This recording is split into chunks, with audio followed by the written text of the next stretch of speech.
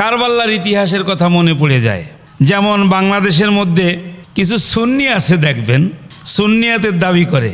এই সুন্নিদের মধ্যে আবার দেখবেন কিছু কট্টরপন্থী, তাদের ভিতরে শিয়া মনোভাব কাজ করে। এই শিয়ারা দেখবেন ঢাকায়, মিরপুরে, নারায়ণগঞ্জে, খুলনাতে, বিভিন্ন শহরে হুসাইন রাদিয়াল্লাহু তাআলা আনহুর প্রতি কি যে দরদ, গ্রাম্য ভাষায় কয় যে দরদ বাইয়ে পড়ে।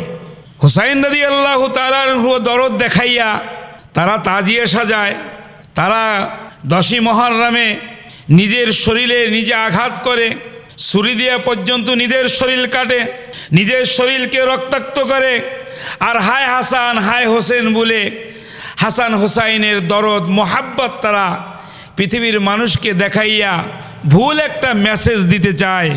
অথচ আপনারা যদি ইতিহাস ঘাটেন, ইতিহাসের দিকে লক্ষ্য করেন, তাহলে দেখবেন এই শিয়া সম্প্রদায় কিন্তু হুসাইন রাদিয়াল্লাহু তাআলা আনহুর শহীদের পিছনে এদের নীরব ভূমিকা পালন করা আছে। যখন হুসাইন রাদিয়াল্লাহু তাআলা আনহুকে চিঠি প্রদান করা হয়েছিল যে আপনি কুফানগরীতে যান, কুফানগরীতে চিঠি পেয়ে সে যখন তার বাহিনী নিয়ে গেল এবং কুফানগরীতে যখন সে তাঁবু স্থাপন করলো, তখন দেখা গেল যে শিয়া সম্প্রদায় তাদেরকে তার বন্ধু হইয়া তার পাশে থাকার কথা বলে তারা হুসাইন রাদিয়াল্লাহু তাআলা আনহুকে কুফানগরীতে যাওয়ার জন্য বলল। তারা কিন্তু ওখানে যাওয়ার পরে আর তার পাশে ছিল না, বরং তারা পিছন থেকে বিরোধিতা করেছে এবং তাদের উস্কানিতে, তাদের পরামর্শে এই হুসাইন রাদিয়াল্লাহু তাআলা আনহু কুফানগরীতে শহীদ হয়েছে।